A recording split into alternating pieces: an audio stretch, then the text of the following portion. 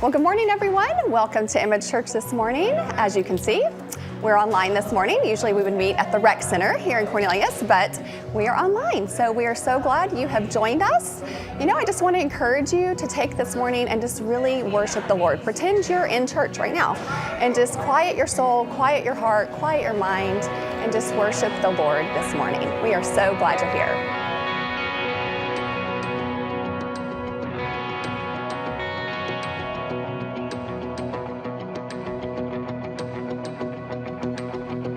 I saw Satan fall like lightning. I saw darkness run for cover. But the miracle that I just can't get over, my name is registered in heaven. I'm believing signs and wonders. I have resurrecting power. But the miracle that I just can't get over, my name is registered in heaven. My praise belongs to you forever. This is my testimony from death to life. 'Cause grace rewrote my story. I'll testify by Jesus Christ the righteous. I'm justified. This is my testimony. This is my testimony.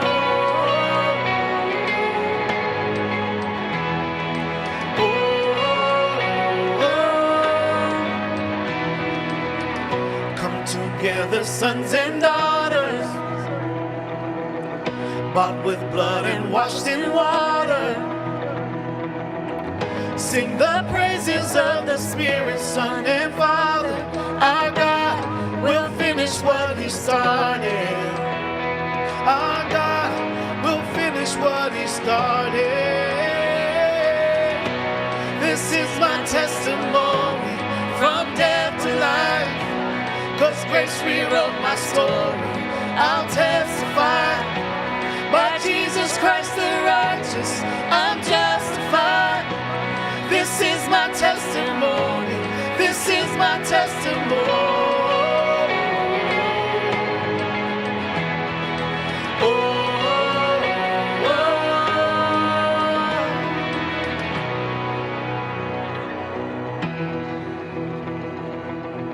If I'm not dead, you're not done. Greater things are still to come. Oh, I believe. If I'm not dead, you're not done. Greater things are still to come. Oh, I believe. If I'm not dead, you're not done. Greater things are still to come. Oh, I believe. If I'm not dead, you're not done.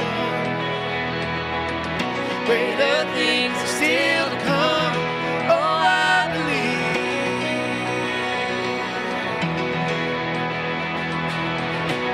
This is my testimony from death to life. 'Cause grace rewrote my story. I'll testify by Jesus Christ the righteous. I'm justified. This is my testimony. This is my testimony. This is my testimony from death to life. 'Cause grace rewrote my story. I'll testify by Jesus Christ the righteous. I'm justified. This is my testimony. This is my testimony.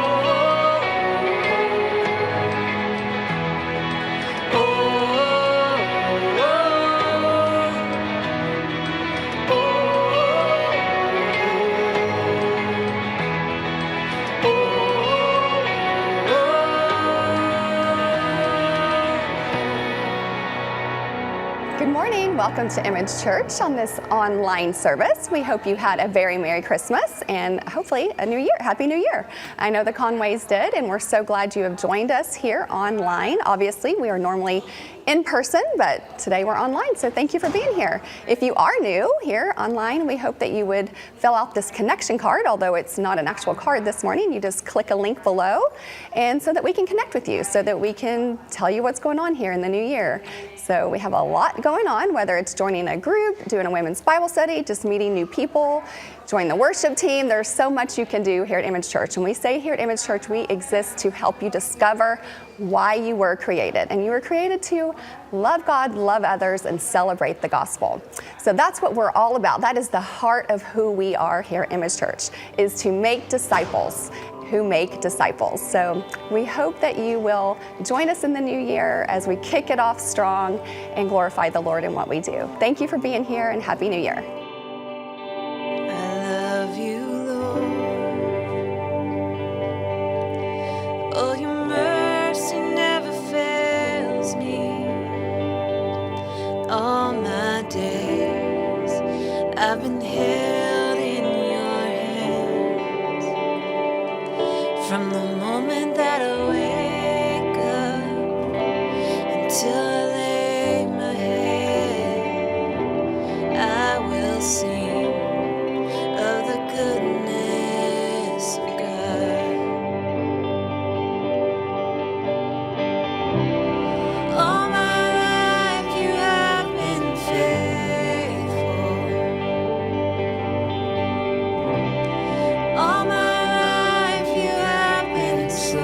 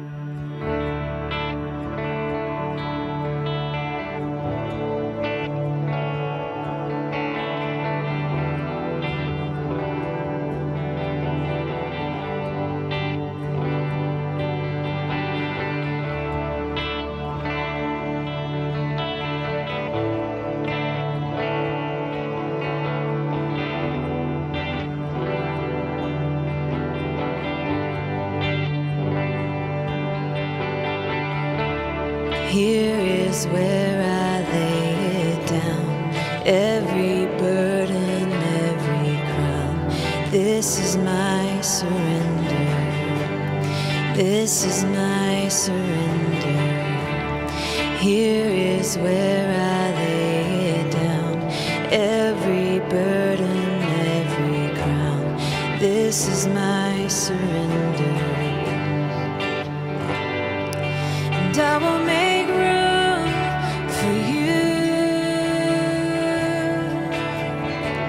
to do whatever you want to do whatever you want to.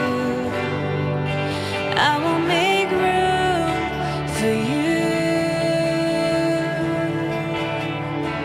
to do whatever you want to do whatever you want to. This is where I lay it down. Every burden, every crown. This is my surrender. This is my surrender. Here is where I lay it down.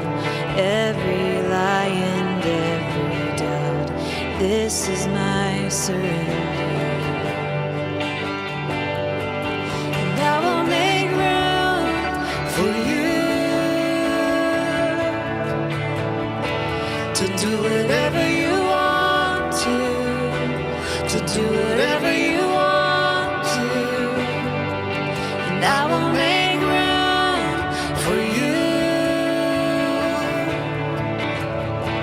to do whatever you want to do whatever you want to.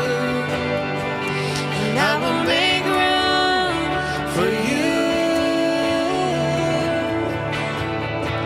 to do whatever you want to do whatever you want to. Oh, I will make room for you to do whatever you want to do whatever you want to.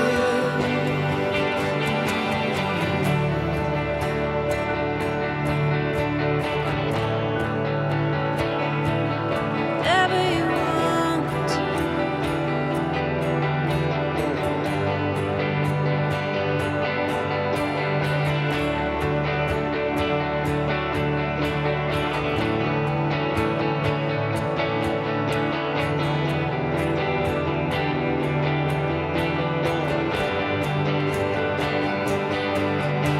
So shake up the ground of all my tradition, break down the walls of all my religion. Your way is better. Your way is better. So shake up the ground of all my tradition, break down the walls of all my religion. Your way is better. Your way is better. Shake up the ground of all my tradition, break down the walls of all my religion. Your way is better. Your way is better.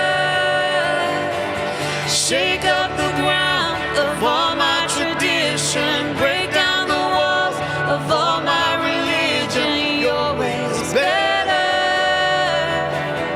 Your way is better for you to do whatever you want to do whatever you want to. I will make room for you to do whatever you want to do whatever you want to.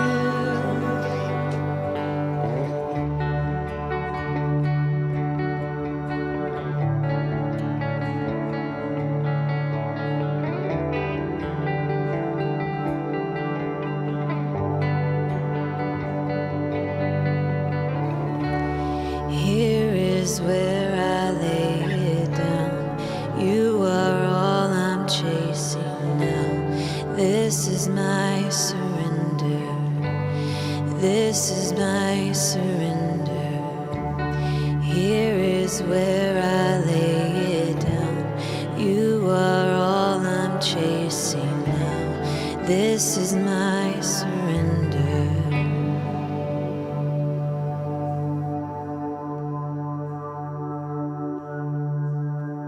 Well, thanks, team, for that amazing time of worship.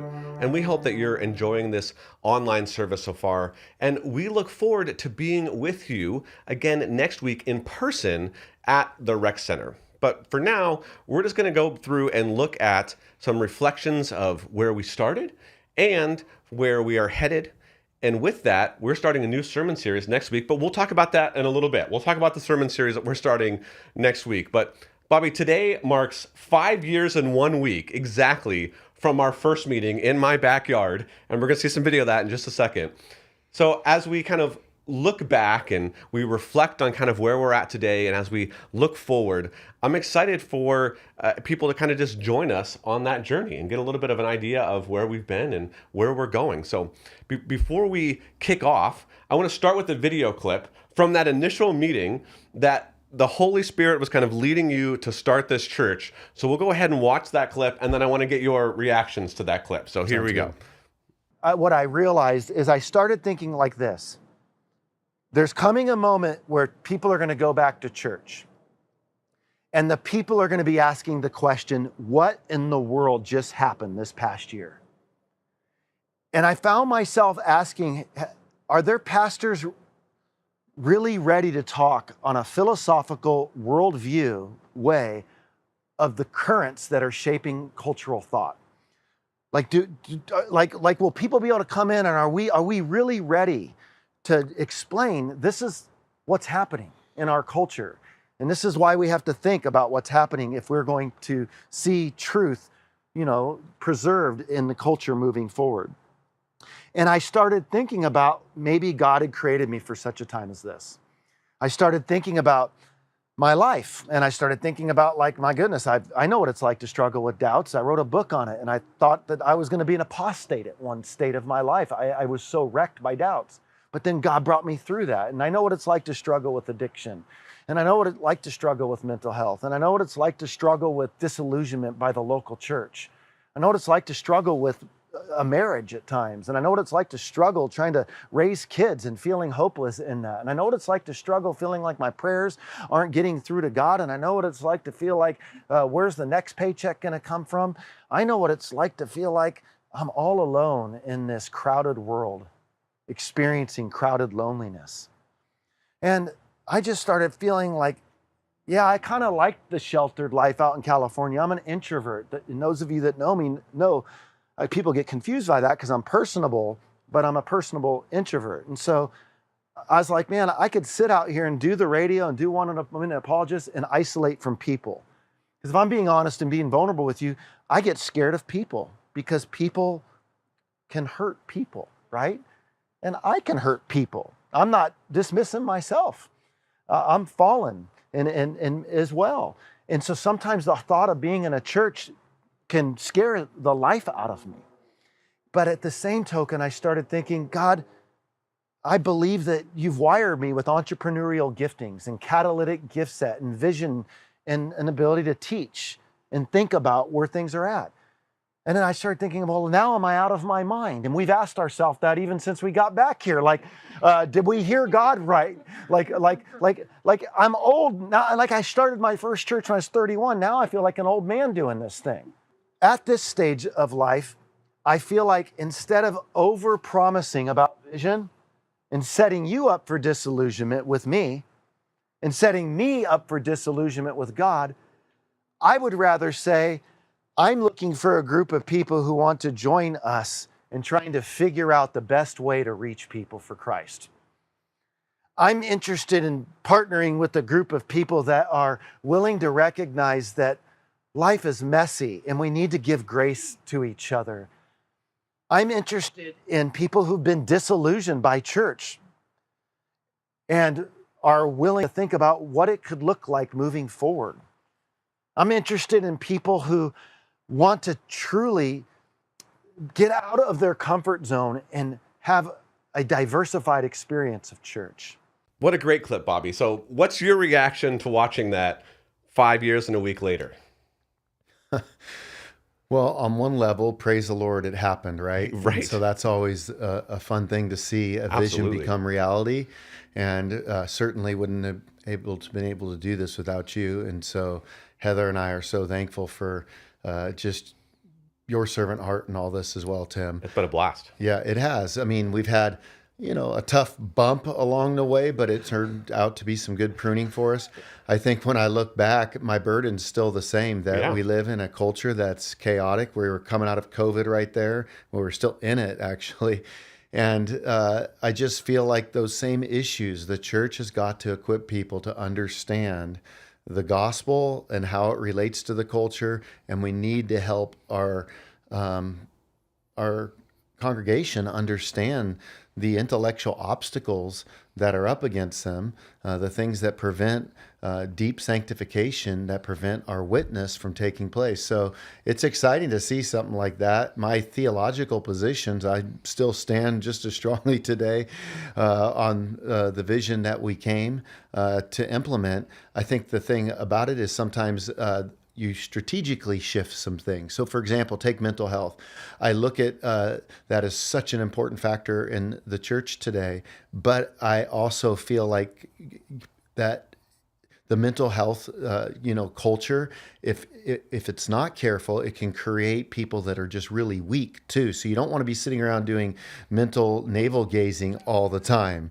And so while that is a passion to help people in their mental health, one way to get unstuck sometimes is to quit just looking at your emotional interior, where you're just constantly thinking about what type of a label you can strap on yourself. What we need is the label of we are, the created by Jesus, and that we are the Imago Dei. And so that's what we want people to discover, their purpose, being created in the image of God, and to reflect that to others. I mean, excellent words. And we're going to look at another clip that really focuses on you talking about, again, this first night. So this isn't AI here. This is you, Yeah. 5 years ago talking about some of the same stuff, really about how trying to get people to understand the philosophy behind their activism, the philosophy behind their worldview. And we can actually see some of that kind of play out in the programs and the small groups that we've done, and much more over the last 5 years about how we're doing that. So I want to go ahead and play this clip again from the first night, and then we'll kind of get your reaction to that.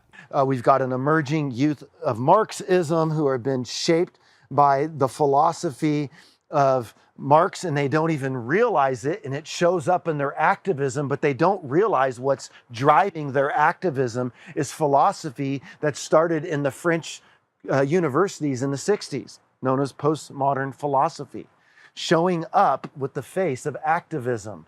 And so many of our millennials and Gen Zs don't realize that they just know they're active and they got to do social justice, but they're not stopping to think, well, what philosophy is driving my social justice? Bobby, why for you is helping people understand their worldview so important, or even more important now? Well, honestly, Tim, you know that I got into apologetics not because I desired to be an apologist. I got into it because I was doing so much evangelism that I felt naked on the battlefield without understanding the ideas that were constantly being brought up in conversations. So I feel like, as I've said before, anybody who says that apologetics isn't important has just revealed how little evangelism they're truly doing. Yeah. The moment you start sharing the gospel and people start raising objections, that's when our apologetic task begins.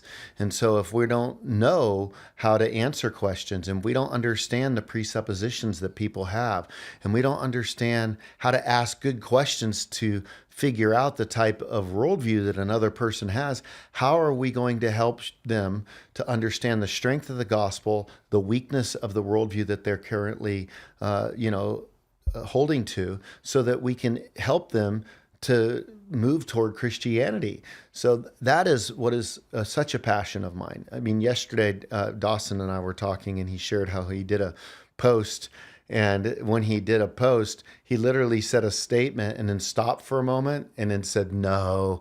It was a joke, but the person jumped on his back immediately because all they heard was the first statement. Right. We have to teach people how to listen to the full context. We live in a culture of sound bites where people are on social media, and we have people that are tagline experts, so to speak, but they have a bunch of heresy because they don't figure out the context that these sentences belong in. And similarly, when we in the church don't understand doctrine first, and when we don't understand how to take every thought captive, then we end up being a part of actually bringing about false gospels into the church. So for me, Tim, the passion is about truth and guarding it. And I think biblically speaking, that is exactly what Jesus, that is what Paul would expect of leaders, to make sure you protect them from false ideas. So much of the scriptures are about being aware of these false ideas. Why? Ideas have consequences. Look at our culture today, and you can just see the consequences playing out right before our very eyes. I think it's a great kind of rendition of kind of where we're at in culture. And so for you, what are some ways as a church, kind of take us back through some of the history here, maybe I'll kind of fill in, that we have sought to help people understand the worldview behind their activism or behind kind of how they're living things out. So let's talk a little bit about that. Well, I've taught through several books of the Bible already. And so as a pastor, I'm always trying to show the apologetic moment in the text so that, I don't like to skip over hard passages or let's just brush this under the rug. I like to take those on because I want people to have confidence in the scriptures. So just my Bible teaching style is one in which I'm constantly trying to help people see that the scripture is superior compared to competing ideas. But I taught an apologetics class early on in the church. We had Discipleship University, where we've even hit on some of these different issues that threaten our culture. I remember doing a series on my moral argument. We did an apologetics team thing at another time where we had Phoenix and Ty and you, myself, Dawson, where we tried to equip the flock in this. We've had small groups talking about apologetics together as well. We show different videos throughout our time together. So I think it's been very much of a value to help people to understand the importance of being able to give an answer for when anyone asks for the hope that is within you. And a month of that first meeting on the video that we just watched, we found the American Legion building in Huntersville.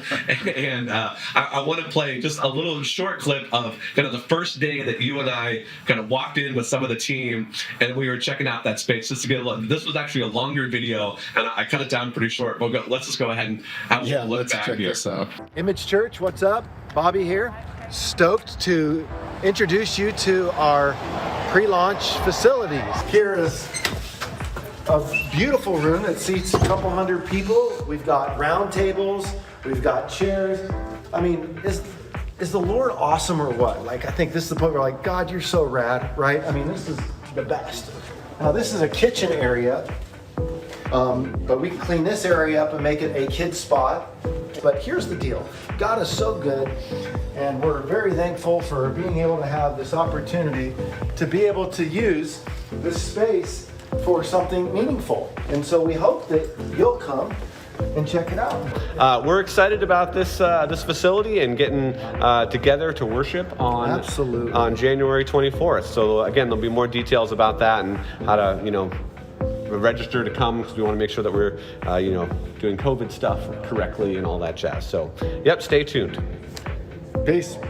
Well, that building was where we first started meeting, and we had some great memories from that. Bobby, what are some of your early memories from that location? Well, one of my current memories right now is I'm thinking about how much darker my hair was. So I do realize the gray is happening fast. That place was such a blessing. Tim, I think about even in my own heart how thankful I am to be able to just bless the Lord for that because, a few years before that, I had resigned from a church where we had a brand new facilities, 30,000 plus square feet, 17, 18 acres right off the freeway. And so to be able to celebrate something like the American Legion, where you're showing up and the room is all smoky from the day before, and to be thankful for that, that's just encouraging to see what the Lord can do in our own heart. Because for the church to be, you don't have to have the sexy campus. What you need is a vision.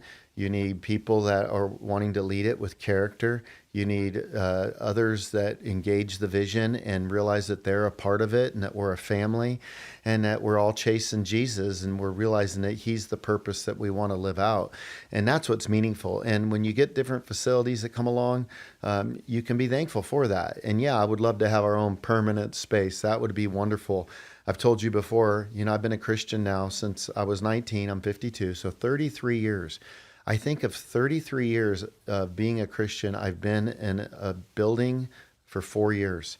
So I have done setup and tear down and tent space for 29 years. It's almost like that's all I know. So I would love to have a building. You got to imagine how much. I mean, that is just insane when I think about that here in America. Sometimes I wonder, like, people make it look so easy getting buildings, So I'm just so thankful that my theology teaches me that the church is not a building, but a body of collective believers rallying around the vision of knowing Jesus and making Him known. And when you think about kind of the early sermon series, what were some of the things that you prioritized in your teaching in those early days to that launch team? And I'm thankful for those that had that rubber band mentality, that we have to be adaptable and flexible.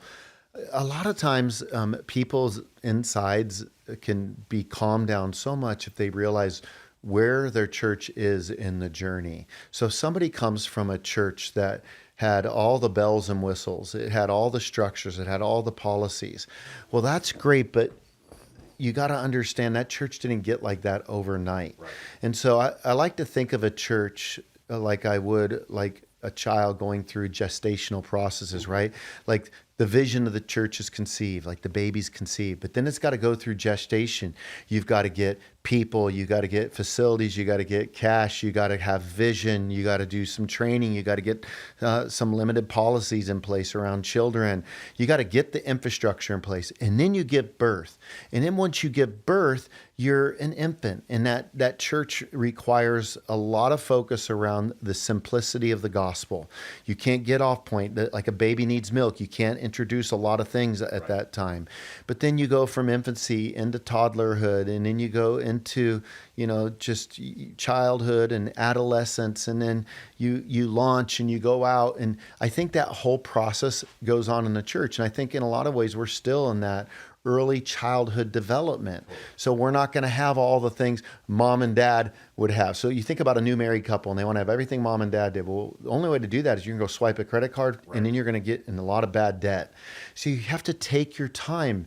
And I think similarly, if there was a part of the vision that I'd want to cast is to say, we are where we are. And to be a church that is financially independent from all outside resources, that it's happening on the inside, to have space, to have leaders, to have doctrine, to have children's ministry, to have discipleship groups, to have a worship team, to have a setup team, to have a teardown team, to have some missional projects that we're doing.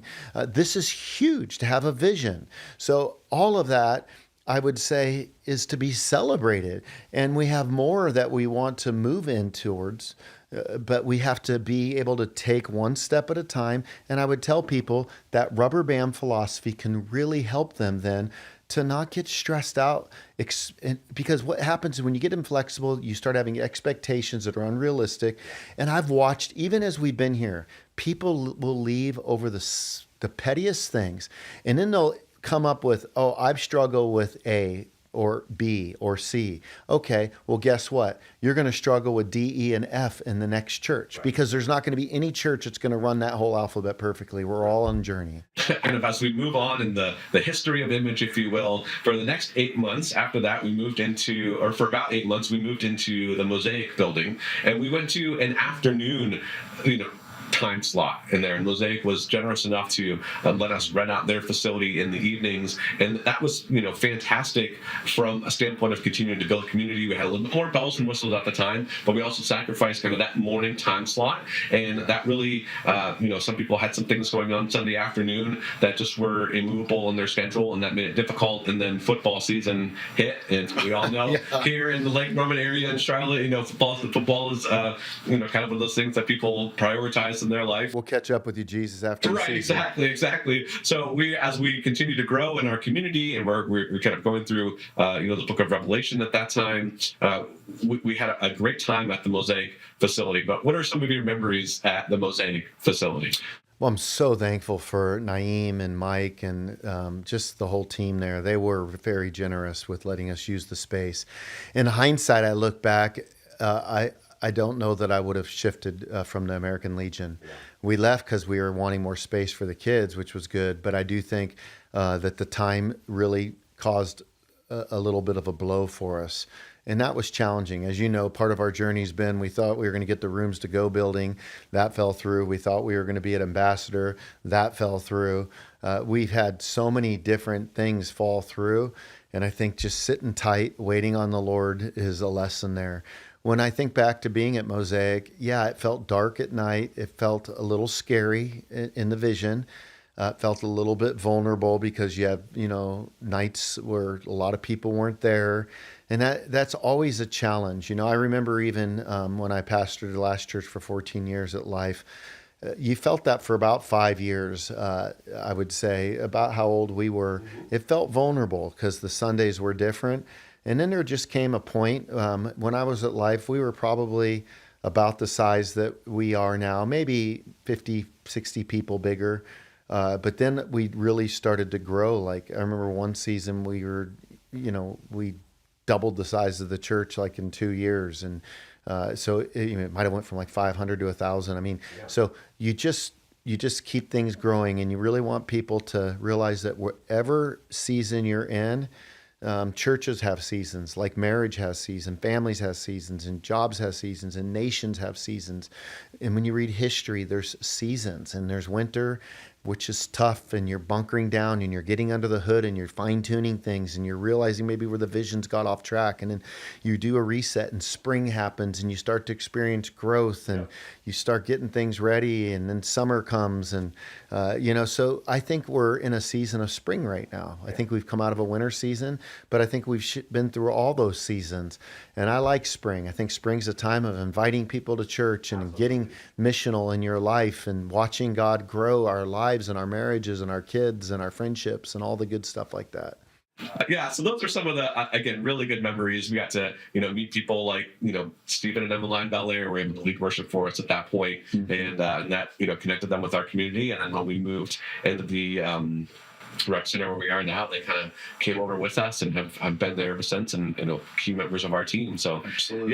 So December 2022 is where we moved out of Mosaic Building and moved back to a morning time slot at 10 a.m. where we are at the Rec Center now. So those initial points that we have been talking about, I think were really good and that really great season. So kind of catch us up to from then to now, Bobby. What are some of your thoughts about this last season and what we've been in? So I think it's been really encouraging to be able to have this facility that we have. I've been in church plant ministry, as I've said, for a long time, and this is by far the nicest facilities that I've ever had in a set-up, tear-down space. So on a good note, I'm thankful for that. And I'm thankful for the team at the Rec Center that's been good to us. I'm thankful for the new faces that we've had.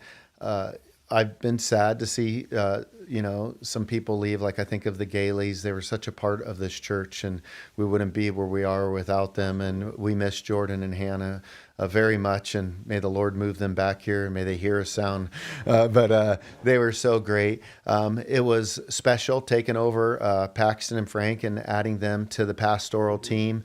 But it was hard to see them go because they were such a vibrant part of our community, and we just wish them God's total best in what's going on.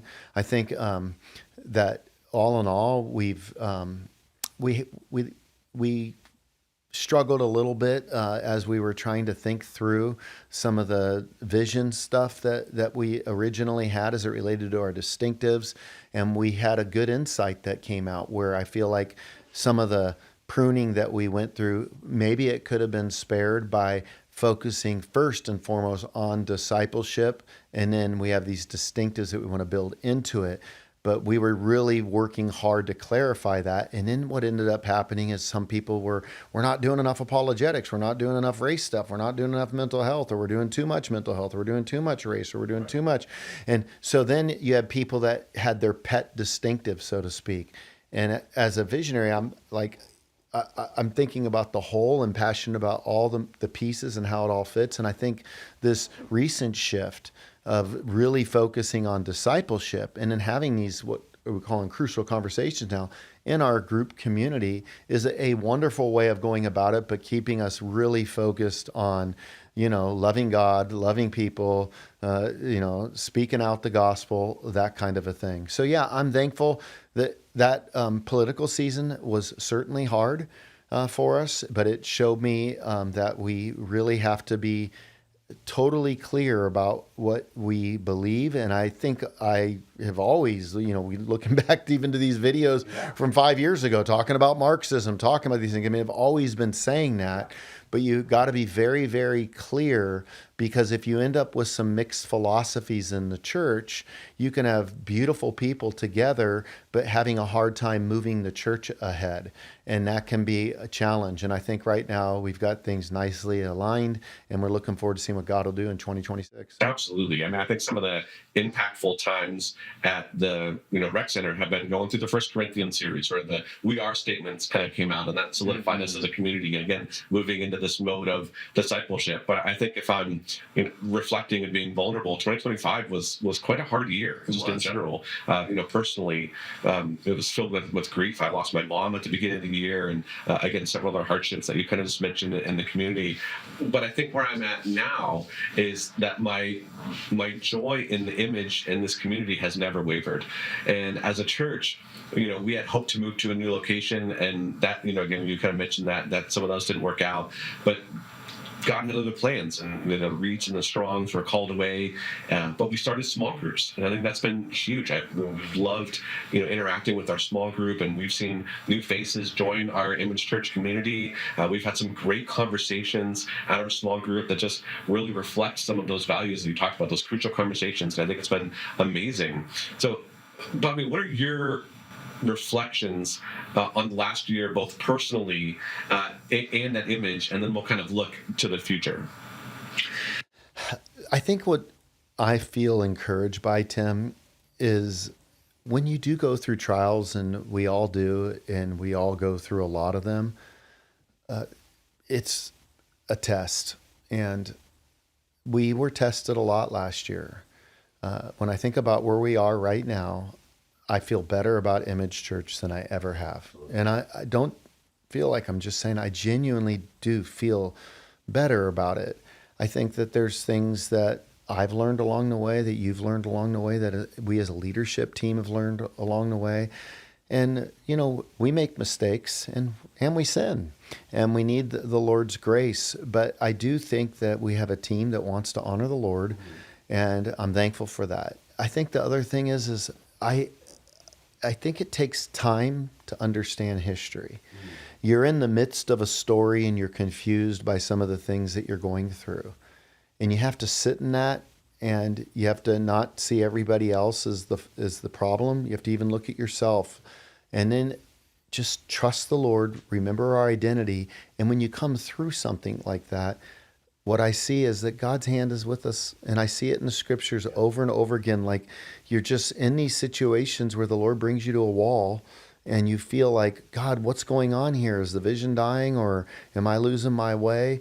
And all of a sudden, if we lean into Him, we remember our identity, we trust in Him, we grow in our love for Him, we deepen our commitment to the local church, we refuse to get disillusioned, we ask for a bigger faith, and then the providential hand of God begins to show you what He was doing all along. And so, as I said, I think of that political message being a big moment for us. about a year ago. And for those that might not have been here, I gave a message. It challenged the flock. I wasn't trying to, speak it in a mean or a harsh way. I was trying to be very clear about my concerns. And I looked at that and said, okay, I could have learned how to done some things differently. No problem. But I kind of felt like seeing some of the fallout, like, oh man, maybe I shouldn't have did it. Well, I actually feel that was the exact thing I need to do, because I felt like God was pruning our church from having competing philosophies that could have prevented us from long-term growth around the vision that He had for us. Yeah. And so I find myself even in that going, thank you, Lord. And then I go, what could I have done to maybe prevent that? How could I have looked at things differently? And sometimes that's not easy to do. You just are where you are, and you know what you know, and your experience is your experience, and your skills are your skills, and your character is your character, and you show up in that space, and then you reflect and you go, oh, well, hindsight's easier, but I don't think you can do anything different looking back, because we didn't mean to do anything different. I just think right now we'll know how to be wiser about certain things that we set up and stuff like that moving forward. Well, yeah, are excited about several things. And so I want to play a little clip of some of our team kind of saying what they're excited about, and then you and I will add our piece in. Why am I excited about Image in 2026? I'm Kirk Blevins, and I'm excited to see people not only learning about the good news, but engaging with it. When we have 50-some people show up to pack manna bags for the homeless, when we have people who on their own going into Charlotte and passing out bus passes to those in need. This I find exciting. And Jesus did not spend all his time in the synagogue studying. He engaged with the broken, the outcast, the hurting. Then he asked us to do the same, and even extend it to the whole world. Jesus also commanded us to love each other, for the family of believers. When the early church started in Acts, they met each other's houses, they ate together, they met each other's needs. And to truly love and care for each other, they had to know and understand each other's needs. They had to be intimate in community with each other. They did this not just once a week for an hour. No, they connected daily. And as a result, the gospel, the good news, is spread. Not because of any single leader, but because people were living the gospel. We are learning how to do that in our groups. We have an opportunity to experience authentic Christian community that goes way beyond attending a weekly service with others. I believe this is cause for excitement. As I look ahead to 2026, one of the things I am most excited about is seeing our image groups continuing to multiply, grow, and flourish. I am so excited to see our whole church really embrace what it means to be a disciple of Christ. And not only just a disciple of Christ, but a disciple who makes other disciples. What it really means to love God, love others, and live out that gospel. I am looking forward to our whole church as a collective really embracing what that means so that we can be a light in our community. I'm also looking forward to Image Church being a little bit more evangelistic, that we as a church body would be more intentional and being bold and courageous in our faith, whether it's inviting someone to church, speaking up about their faith, that we would really take it seriously, what it means to be a disciple of Christ and to be salt and light in our communities. And finally, I am so excited to announce that we are bringing back Women's Bible Study. Yes, we took the fall off so that everyone could get in a group, but we are going to start meeting once a month in the new year as women, and I am so excited about that. So that's a lot to look forward to. And I know the Lord is going to bless us in 2026, and I cannot wait to see what He is going to do in and through Image Church in 2026. Hi there, I'm Christy, the Image Kids Director. I am so excited for 2026. Bring on the new year.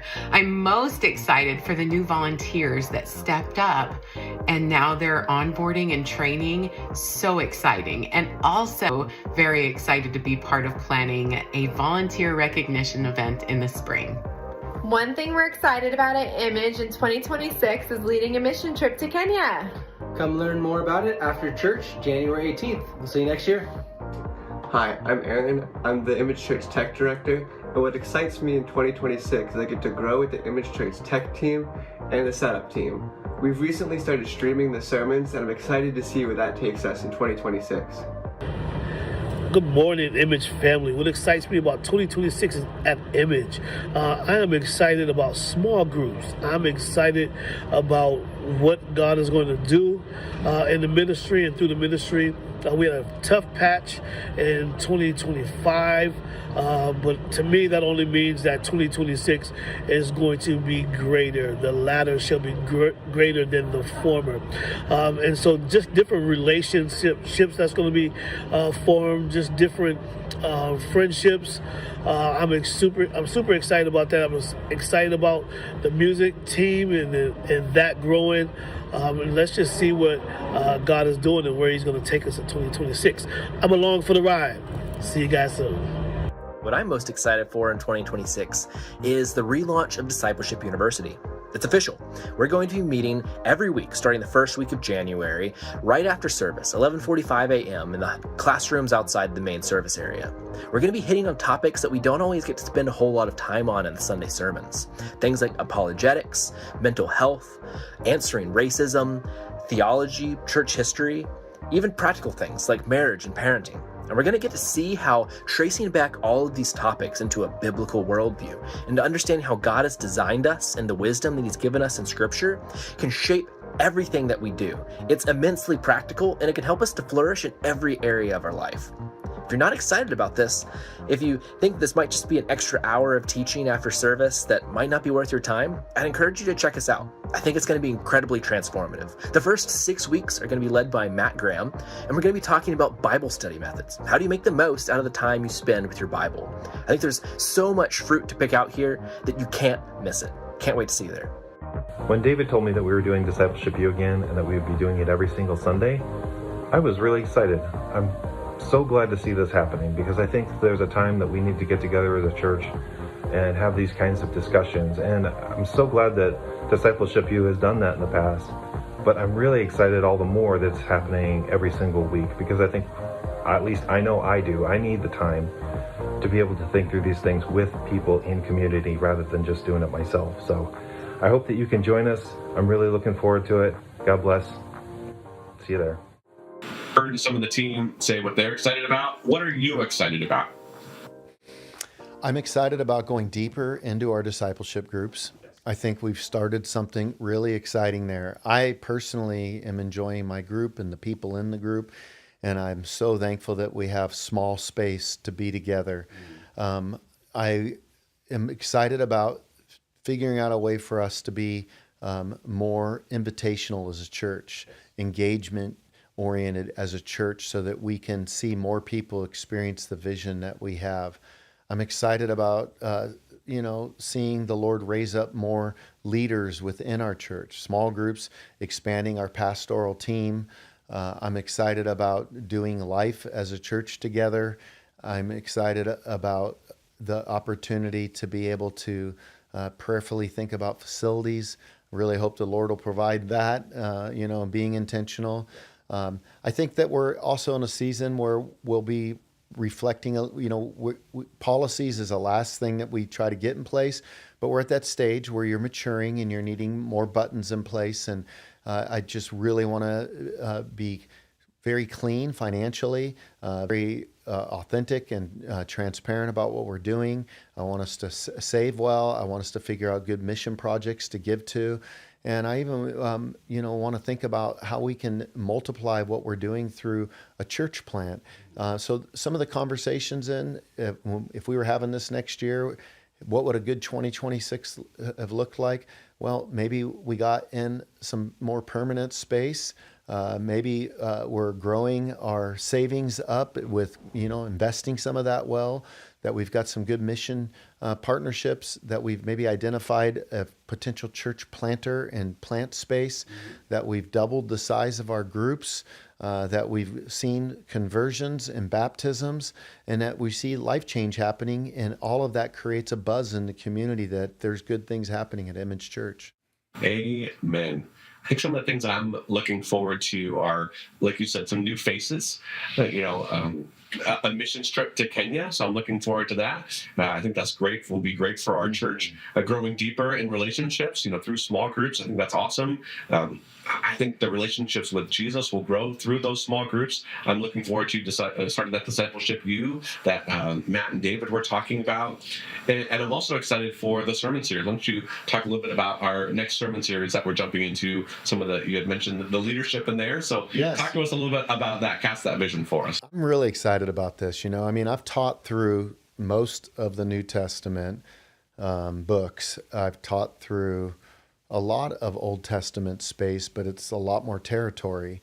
I've done some standalones on David, but I've never done the life of David. And so I've been camping out in the Davidic material, and I am looking so forward to doing a series called The Making of a Leader on the life of David.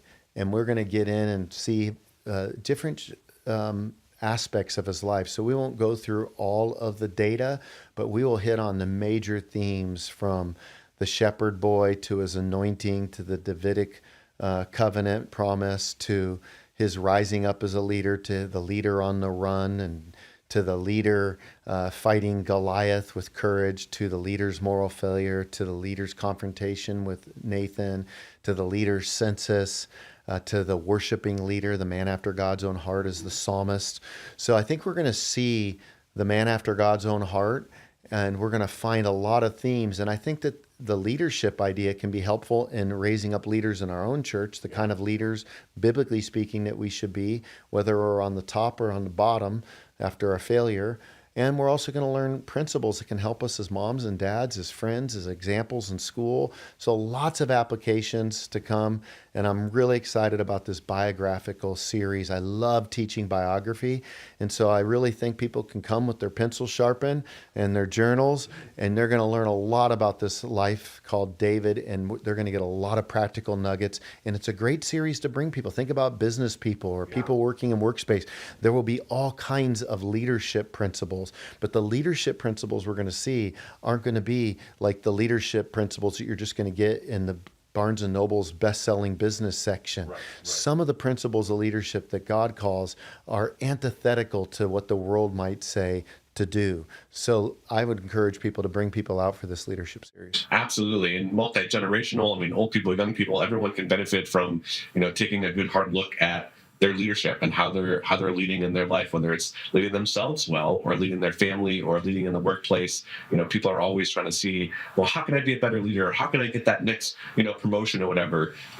It really is going to start with leadership, and following after somebody like a leader like David is going to really help us. So I'm excited for that series as well. And we would love for you to be able to share with us what you are excited about. So you can go ahead and leave a comment in the chat, or if you're watching us on YouTube or Facebook, you can go ahead and leave a chat there and say, this is what I'm excited about for 2026. We look forward to reading all of those. Bobby, any final or closing thoughts that you have for us before we wrap up today? Well, I just want to wish you a Merry Christmas. I hope that you have some wonderful downtime. May God's peace and blessings be upon you. And the last thing I would say, I feel like I'd be remiss to not say that end of the year giving, keep this church in mind. If there's anything that maybe you would want to do to help kind of put something special toward the church that we can, end the year in a great way and be ready to start, that would be meaningful as well. Well, again, we would love for you to let us know in the comments about how you are excited for 2026 at Image Church. Also, if you do New Year's resolutions as we close, we would love for you to make a New Year's resolution to either join a group or be consistent in attending one. Also, to attend services. Maybe sign up for that Discipleship U that is starting on January 4th. With that, thank you so much for joining us. We will see you for in-person worship next week at 10 a.m. at the Rec Center. We can't wait. God bless.